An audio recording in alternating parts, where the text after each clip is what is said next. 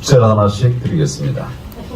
지금부터 7명에게 인사를 나누는 겁니다. 7명이요. 뭐 상대는 다 좋은데 하여튼 7명을 못 채우면 앞에 와서 제가 벌을 좀 주겠습니다.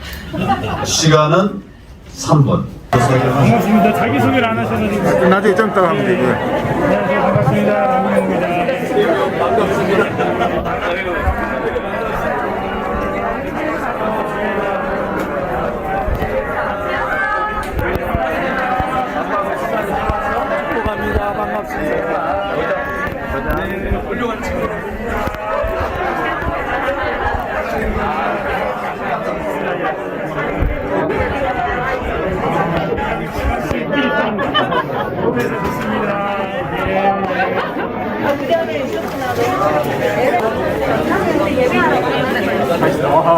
근데 그 활동하신 그분이랑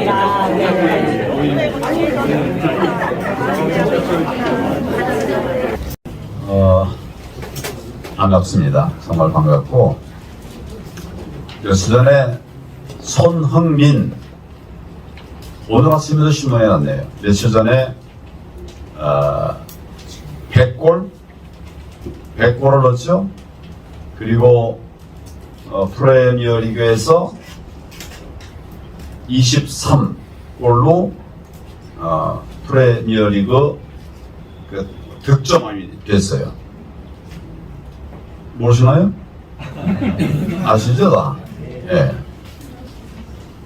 근데 이제 그때 그 손흥민이 얘기한 것은 내가 100골을 넣어서 기쁘다. 프리미어 리그의 득점왕이 돼서 기쁘다. 이 말을 한 게 아니에요. 이 말을 한 것이 아니고 그 뒤에 국가대표 국대전에서 자기가 이제 골을 넣은 다음에 내가 국가대표로서 지금 센트리 클럽 국가대표 100번째 게임, 그 게임이 국가대표 100번째 게임이었대요. 그래서 센트리 클럽에 가입한 것이 기쁘다. 이렇게 얘기했어요. 자, 이게 무슨 차이가 있을까요? 내가 100골을 빅리그에서 100골을 넣어서 기쁘다. 이거와 내가 국대로서 국가를 대표해서 내가 센트리 클럽의 멤버가 돼서 기쁘다. 무슨 차이가 있을까요? 여러분이 한번 숙제로 드릴 테니까 무슨 차이가 있을까? 저는 자기 개인 성적보다도 자기가 나고 자랐던 나라 태극 마크를 달고서 그렇게 경기했던 그것이 벌써 100회라고 하니까 감회가 새롭다고 하는, 자기가 대한민국을 대표했다고 하는 거기에서 자긍심을 느낀 점, 그것이 차이라고 생각합니다. 100골을 넣었다는 것보다 말할 수 없는 큰 가치가 있는 거죠. 그래서 제가 페이스북에다 글도 썼어요. 우리는 지금 내 실력을 드러내야만 되는 그런 시대에 살고 있습니다. 그러나 정말 내가 실력도 갖추고 또 성과도 내고, 그리고 그 공을 나 혼자 차지하는 것이 아니라 우리가 함께 대한민국에 돌렸던 것처럼 손흥민처럼 우리가 그런 변화가 필요하다. 저는 이것을 굉장히 큰 리더십이라고 생각합니다. 그래서 손흥민이 지금 국가대표 대표로 있습니다. 아니, 주장으로 있습니다. 주장으로 있으면서 보니까 본인이 골을 잘 못 넣더라고요. 저쪽 프리미어로 가면 그냥 하루가 멀다 하고 골을 넣는데, 한국에 오면 국대가 되면 잘 못 넣더라고요. 근데 최근에는 이제 좀 늦게 돼서 기쁘게 생각합니다만은, 저는 오히려 그것이 이렇게 조직을 끌어가면서 양보하고 다른 사람에게 기회를 줬던 그런 보이지 않는 것들이 또 있어서 여기 와서는 좀 덜 잘 된 것이 아닌가, 뭐 이런 생각도 합니다만, 그랬으면 좋겠어요. 정말 이 손흥민 그러면서도 뭐 늘 겸손하고 무슨 잡음이 하나도 나지를 않은 것 같아요. 그런 점에서 저는 굉장한 리더다. 오늘 우리 이 모임이 리더십 비전 스쿨인데 리더십에 대해서 잠깐 생각을 해보는 기회가 될 수 있다고 생각합니다. 그리고 우리 리더십 비전 스쿨이 있어요. 여러분, 비전이라는 말을 요즘 잘 못 들어보는 것 같아요. 꿈이라는 말을 잘 못 들어보는 것 같습니다. 저는 검찰에서 오래 생활을 했어요. 그래서 간부가 되면서 이렇게 점심이나 저녁 때 회식을 하죠, 회식을. 그래서 검사들 쭉 같이 앉아서 식사를 할 때 제가 가끔 이렇게 물어봅니다. 암계 검사, 자네는 꿈이 뭔가? 여러분은 꿈이 뭡니까? 검사들은 똑똑한 친구들 아닙니까? 우리나라에서 최고 엘리트라고 하는 친구들인데, 김 검사, 자네는 꿈이 뭔가? 아니, 내가 인상 쓰면서 물은 거 아니에요. 편안하게 물었어요. 농담으로, 농담하는 것처럼. 그랬더니 대답들을 못해요. 꿈이 뭔가? 꿈이 없어요. 지금, 지난 정권에서 우리가 꿈을 잃어버렸습니다. 꿈을 잃어버리고, 비전이라는 말도 하지 못해봤어요. 그러나 우리 대한민국은 건국 이래, 이승만 건국 대통령 이래 꿈을 가지고 살아왔었습니다. 꿈을 가지고 살아왔었어요. 많은 분들이 이승만 대통령, 또 박정희 대통령에 대해서 폄훼하는 말도 합니다. 그러나 이승만 대통령이 자유민주주의 국가, 민주주의 국가를 만들려고 얼마나 애를 썼는지 우리가 이걸 잊어서는 안 됩니다. 심지어는 미국과도 싸워가면서 민주주의 국가를 세우기 위해서 그렇게 애를 썼습니다. 그리고 한미동맹을 만들어서 우리 안보를 튼튼히 했죠. 우리가 미국으로부터 떨어져 나갔던 에치슨 라인으로부터 우리가 벗어났을 때 불과 5달인가 6달 만에 6.1 전쟁이 터졌습니다. 이걸 다시 복원하고 한미동맹이 굳건하게 설 수 있도록 했어요. 또 박정희 대통령, 우리 전후에 우리 1인당 국민소득이 67불이었다고 그래요. 1년 동안 67불로 살았어요. 이 가능한 일입니까? 1년 동안 67불로 살았던 때가 있습니다. 그것을 지금은 우리 35,000불 되죠. 이런 경제 강국으로 만드는 기틀을 박정희 대통령이 했어요. 저는 이 두 사람들이 그냥 된 것이 아니라 비전의 사람이었기 때문에 됐다라고 생각을 합니다. 비전의 사람이기 때문에 됐다라고 생각해요. 그 박정희 대통령이 뭐 많은 축제를 했다는 얘기를 들어보지 못했습니다. 그 이후의 대통령들이 그런 것이 문제가 되었지만 박정희 대통령이 그렇지 않았어요. 이승만 대통령, 지금 저 종로에 가면 이화장이라고 있습니다. 내가 이승만 건국 대통령 기념사업회 회장인데 거길 자주 이제 요즘 들러봐요. 작년 말부터 제가 회장했습니다. 아주 검소해. 가진 것 없어요. 우리 전직 대통령들이 그렇다고. 이분들은 비전을 가지고 있기 때문에 비전을 이루려고 정말 헌신했던 분이에요.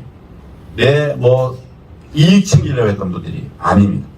이런 분들이 계셨기 때문에 대한민국에 오늘이 있었는데 지금 우리가 비전을 잃고 있어요.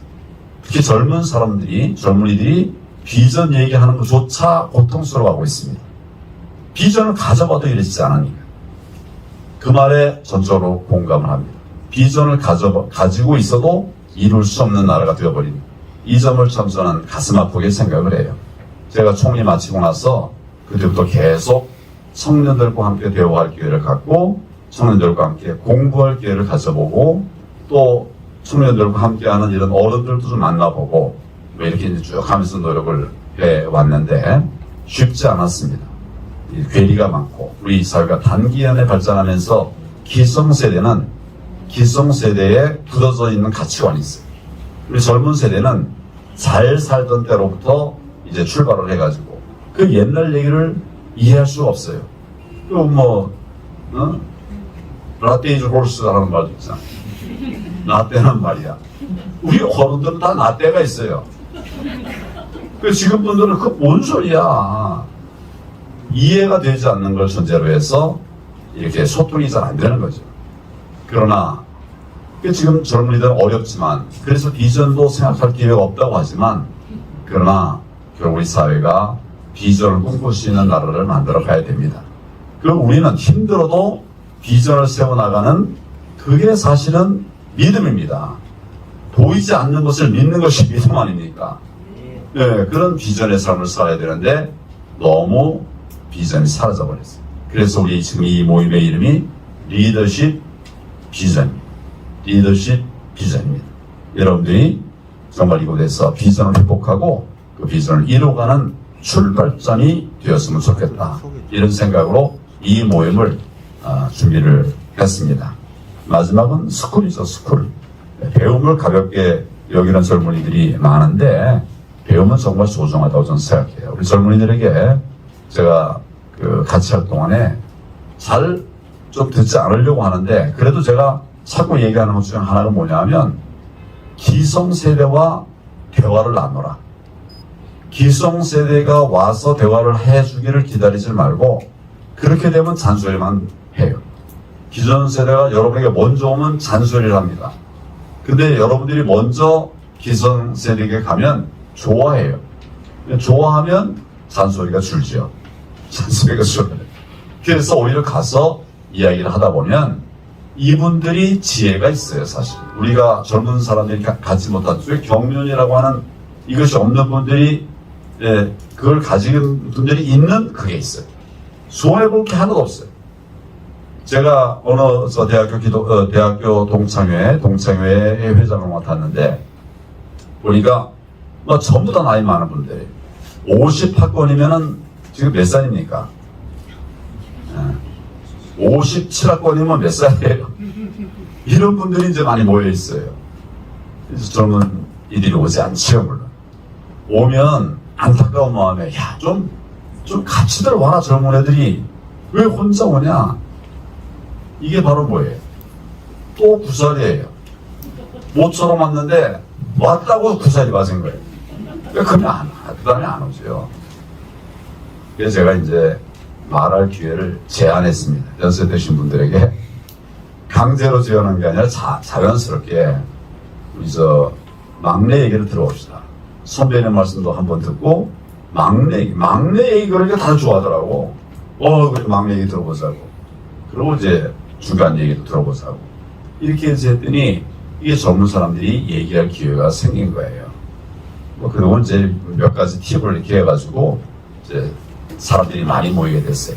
그래서 이분들하고 같이 이렇게 동네에, 서울의 주변에 있는 뭐 있지 않습니까? 그런데 트레킹을 이제 가자고 했어요. 그랬더니 아까 얘기하는 5, 7학번 선배하고 9, 5학번 둘이 손잡고 갔다 내려오더라고요. 가는 사이에 얘기가 잘 돼가지고 내려올 때 뭐 사주면서 막 이렇게 오니까 그 다음에 이 선배는 꼭 그 후배만 찾아요. 예. 이런 게 이제 어떻게 보면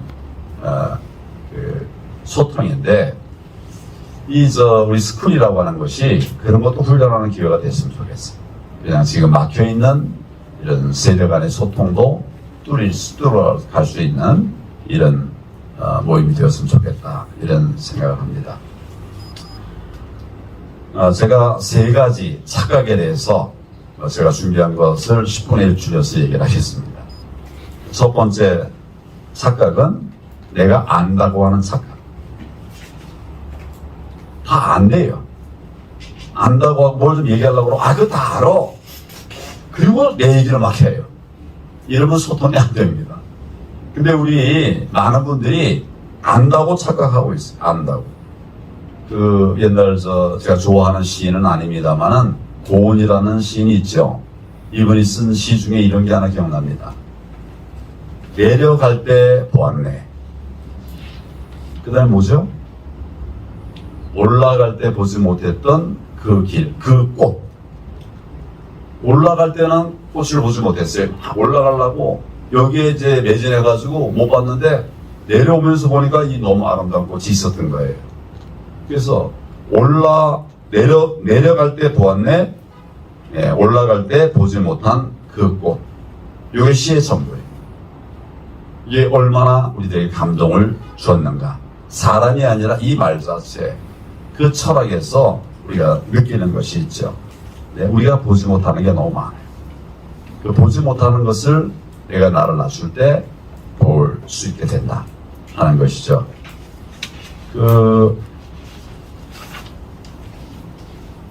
몇 년 전에 인터넷에 이런 자료가 막 돌아다녔어요. 대한민국이 자랑스러운 이유 100가지.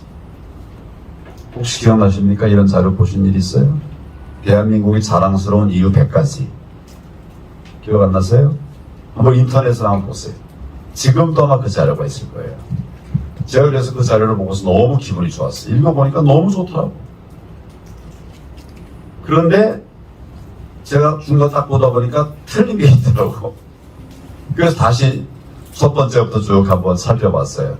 그랬더니 그 100가지 중에 맞는 거는 36개예요. 그 나머지는 안 맞는 건데 약간 튀긴 거거나 아니면 좀 이렇게 좀 숫자를 잘못했거나 뭐 이런 것들이에요. 좋으면서도 안타깝더라고요. 그 내가 아는 것 같지만 사실은 자꾸 확인하고 또 확인해서 정확한 것을 토대로 해야 그래야 그 다음 단계로 넘어갈 수 있어요. 중간에 실수하고 뭐 이렇게 하면 못 가죠. 막히죠. 근데 좀 소중한 것은 우리가 더 많은 것을 알아야 되겠다. 제가 옛날에 많이 예를 들던 페스트 라이시라고 하는 미국 그 하버드 출신 박사가 우리나라에 와서 이제 여기서 생활을 해요. 직장도 이리저리 왔다 갔다 하면서 하더라고요. 근데 이분이 쓴 책 중에 한국인만 모르는 다른 대한민국 이런 책이 있어요. 한국은 이미 선진국이다 이거예요. 그런데 우리 대한민국 국민들은 대한민국 국민들만 그걸 모른대요. 다른 나라는 다 대한민국 선진국이라고 그러는데 대한민국만 자기 나라가 선진국인 것을 모른다는 겁니다. 이거 우리가 좀 깊이 좀 생각해 봐야 될 문제인 것이죠. 아는 문제에 대해서 우리가 관심을 가져요. 그래서도 저희가 이런 수프를 준비하고 있어요. 아는 것이 힘입니다. 정말 그렇습니다. 둘째 착각, 대강해도 된다 라고 하는 착각입니다. 대강해도 된다. 제가 주변에 많은 사람들 보면서 좀 느낀 것들을 제가 3가지 착각으로 얘기를 하는 거예요. 그런데 잘 준비해야 할 수 있습니다. 정말 준비 안 됐던 정권이 있어요. 우리 앞에 정권. 앞에 정권이 어딘지 뭐 여러분 아시는 분 아실 건데 정말 준비 안 된 정권이에요. 저는 이제 아까 누가 소개한 대로 이제 국정의 여러 영역을 다 한번 살펴봤어요. 쭉 다 봤는데 돌이켜보니까 심지어는 뭐 DJ도 아주 잘한 부분이 있어요. 그리고 노무현 대통령도 잘한 부분이 있어요. 못한 부분도 있고 잘못된 부분이 많지만 그러나 이제 이분들도 잘한 게 있는데 문재인 정부에 대해서는 저는 정말 아무것도 잘했다라고 말할 수 있는 게 없어요. 정말 아주 신기해요. 저는 그 원인이 뭘까? 대강했다. 이 사람들이 대강했다. 소득 주도 성장. 잘 검토한 거 아닙니다. 일부 학자들이 한 얘기를 충분하게 잘 검토하지 않고 그냥 막 시행해버린 거예요. 그래서 소상공인들이 그냥 1년, 2년 만에 뭐 다 죽어나오고 그랬어요. 그럴 수밖에 없어요. 아니, 이 사람들이 수익률은 투자한 것에 뭐 되게 5%, 7%, 8%인데 세금이 2년 사이에 30% 올랐어요. 아니, 비용이, 임금이 30% 올랐어요. 그럼 어떻게 버팁니까? 못 버티죠. 그러니까 말에 속았는지 일부러 그랬는지 몰라도 그 잘못된 것을 충분하게 살피지 않은 채 대강 국정을 논한 겁니다. 탈원전 안 되는 겁니다. 지금 세계가 다 지금 다시 원전으로 돌아가고 있는데 우리는 잘 만들어가던 원전을 그냥 갑자기 영화 한 편 보고 그랬다고 그래요. 이게 뭡니까? 대충 해가지고 좋아 보인다고 따라가다 보면 다 망할 길로 가는 겁니다. 우리 리더들은 절대 그렇게 해서는 안 됩니다. 일반인들은 대강 가도 우린 철저하게 잘 따서 보고 갈 길을 찾아야 되는 거죠. 그래서 이렇게 해서는 안 된다. 대강 해서는 안 된다. 그러나 길은 있기 때문에 그 찾기 위한 노력들을 우리가 해나가야 젊은이도 성공할 수 있고 나라도 성공할 수가 있습니다. 세 번째 착각은 혼자서도 된다고 하는 착각. 자, 지금 제가 세 가지 착각을 얘기했죠. 첫째는 뭐죠? 안다는 착각. 아는 것이 힘이다라는 건 착각이 아닙니다. 내가 잘 안다고 하는 착각. 둘째는 뭐죠? 대강해도 된다고 하는 착각. 눈에 안 띄니까. 세 번째는 뭐라고 그랬습니까? 혼자서도 할 수 있다는 착각. 지금 세계는 융합의 세대입니다. 융합의 시대예요. 내 혼자 할 수 있는 것도 있습니다만은 지금 남들은 다 같이 가고 있는데, 그런데 내 혼자 잘난 체하고 내가 독불장군 돼가지고는 그건 안 되는 거예요. 아프리카 속담 중에 그런 거 있습니다. 빨리 가려면 혼자 가고 멀리 가려면 어떻게 가라고요? 같이 가. 지금은 같이 가야 오래 갈 수가 있어요. 우리 잠깐 머리 하다가 반짝할 수는 있지만 금방 망가지면 어찌 되겠습니까? 그래서 같이 가는 것이 꼭 필요합니다. 그 4차 산업혁명이라는 건 복잡하게 여러 가지 설명하지만 저는 그 핵심을 결국 융합이라고 생각해요. 여러 가지 기술들, 여러 가지 아이디어들, 이런 것들이 다 이렇게 뭉치는 것이, 융합하는 것이 결국 이제 4차 산업혁명으로 이어져 가고 있다, 이런 생각을 합니다. 뭐 스마트폰 같은 거, 스마트폰에 무슨 새로운 기술이 들어갔습니까, 여러분? 스마트폰에 무슨 기술이 들어갔습니까? 스마트폰에 우리가 전화하는 거 새로운 기술 아니잖아요. 사진 찍는 거 새로운 기술 아니잖아요. 뭐 통신하는 것도 새로운 기술 아니지 않습니까? 다른 기술들을 다 묶어놓은 거예요. 그러니까 생활이 너무 편해진 겁니다. 세상을 바꾼 거예요. 이게 결국은 함께한 협치의 성과였다. 저는 그렇게 생각을 합니다.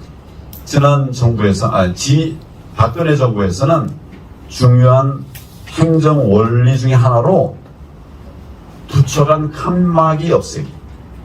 부처 간 칸막이를 없애자. 이걸 굉장히 중요한 아젠다로 던졌었습니다. 부처가 다 가로막혀 있어요. 부처가 가로막혀 있을 뿐만 아니라 제가 이 정치를 해보니까 이 각자가 다 막혀 있어요. 아니, 그 전에 우리 정부에서도 마찬가지예요. 엄청 갇혀 있어요. 근데 정부는 갇혀 있음을 리더가 이걸 풀어줍니다. 그럼 또 따라와요. 근데 정치는 그렇게 리더가 많지는 않더라고요. 그러니까 리더가 얘기해도 안 듣고 그냥 칸막이를 쳐놓는 거예요.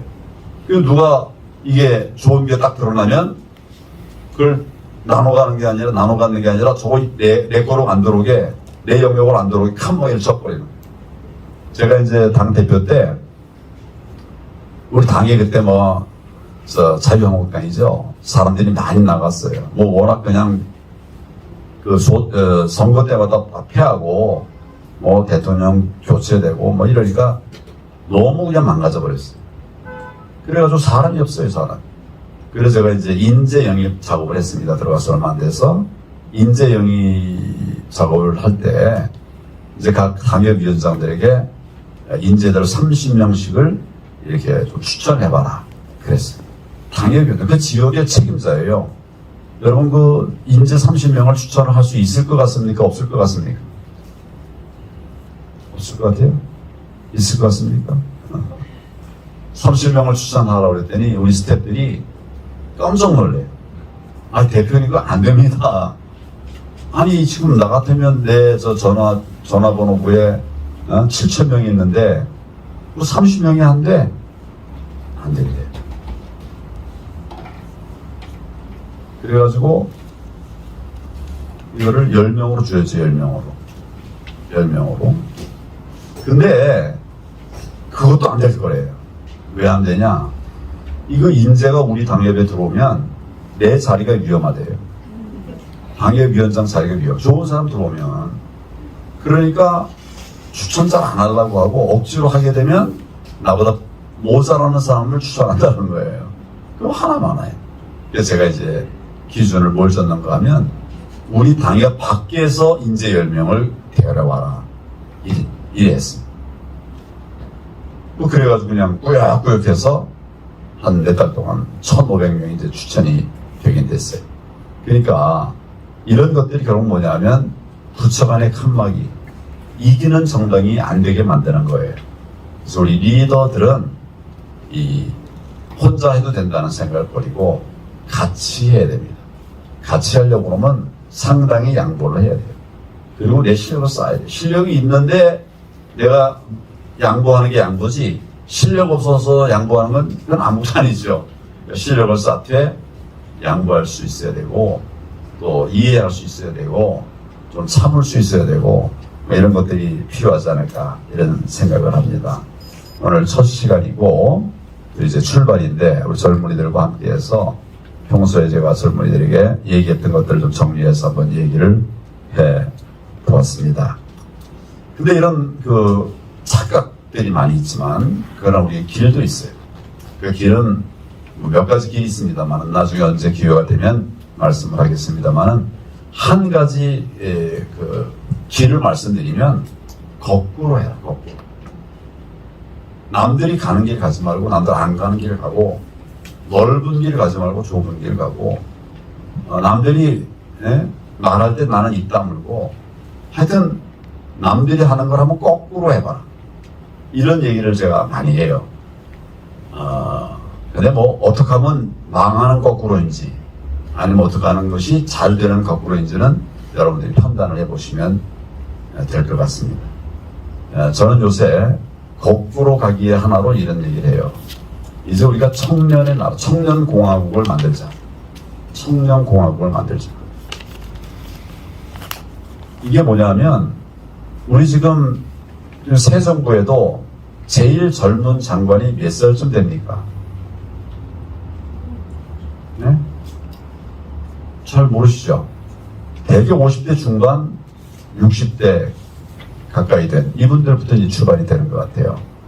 근데 OECD 38개 중에 수반, 대통령이나 총리, 수반이 40대 이하인 나라가 몇 개 정도나 될까요? 38개국 중에 몇 개 나라에 40대 이하가 수반일까요? 대통령이나 총리일까요? 몇 개 나라쯤 될 것 같습니다. 7개 정도. 또 조금 더 올려본다면 10개 정도. 조금 더 올리면 13개. 좀 팍 올려보세요. 15개 나라가 있어요. 15개 나라에 대통령이, 총리가 40대 이하예요. 마크롱도 39세에 대통령이 됐습니다. 프랑스의 대통령이. 스위스의 총리는 30살이 됐어요. 지금 세상은 지식 정보 시대, 이 지식이 막 흘러다니고 있어서 이제 젊어도 얼마든지 사람에 따라서 역량에 갖춰져 있는 분들이 많습니다. 옛날에는 그냥 균일하게 가다 보니까 나이에 따라서 역량이 갖춰졌다고 하면 지금은 뭐 너무 천차만별이에요. 그러니까 젊은 사람들도 이제는 일하는 세상이 돼야 된다. 그래서 제가 청년공화국 얘기를 했어요. 저 정부의 장관이 아마 17개가 있을 거고 장관급까지 아마 23명 이렇게 있을 거예요. 근데 그 중에 제 생각에는 그냥 대충 생각하건데 7명이나 한 10명 정도는 40대 이하에서 나와야 된다. 뭐 30대에서도 나와도 되고. 그러나 나이를 기준으로가 아니라 실력을 기준으로. 실력이 있으면 30대도 장관이 될 수 있어야 된다. 또 실력이 있으면 거꾸로 80대도 일을 할 수 있게 된다. 지금 김형석 박사가 몇 살입니까? 90몇? 네. 90에서 10년 전 얘기입니다. 지금 102살이에요. 102살인데 지난번 보니까 하루에 그냥 2개 강의를 아주 열정적으로 하시더라고요. 그래서 젊은 사람들도 기회를 가질 수 있는 나라. 저는 그걸 청년공화국 이렇게 말했더니 공화국이라는 말을 또 젊은 사람은 싫어한대요. 그래서 그럼 뭐라고 그래? 청년의 나라. 청년이 꿈꾸는 나라가 아니라 청년이 일하는 나라. 실제로 장관 차관으로 일하는 나라. 이런 나라를 만들자. 이게 사실은 거꾸로의 하나예요. 거꾸로. 또 그 거꾸로의 거꾸로는 80세도 일할 수 있게, 큰 일 할 수 있게. 미국의 대법관은 종신직입니다, 종신직. 본인이 죽기 전에는 그냥 대법관 하는 거예요. 근데 치매가 걸리거나 이런 사정이 생기면 이제 물러나지. 일할 수 있으면 끝까지. 일할 능력이 안 되면 60세가 아니라 50세라도 은퇴하고. 이런 게 다 이제 거꾸로의 역발상인데, 이제 우리, 이 프로그램에서 리더십 비전 스쿨에서는 그런 역발상들을 좀 많이 배워서 좀 이렇게 역동적인 나라를 만들어가는 여러분들이 리더가 되어주셨으면 대단히 고맙겠습니다. 어려운 때 이렇게 많이 함께 해주셔서 대단히 감사합니다. 감사합니다.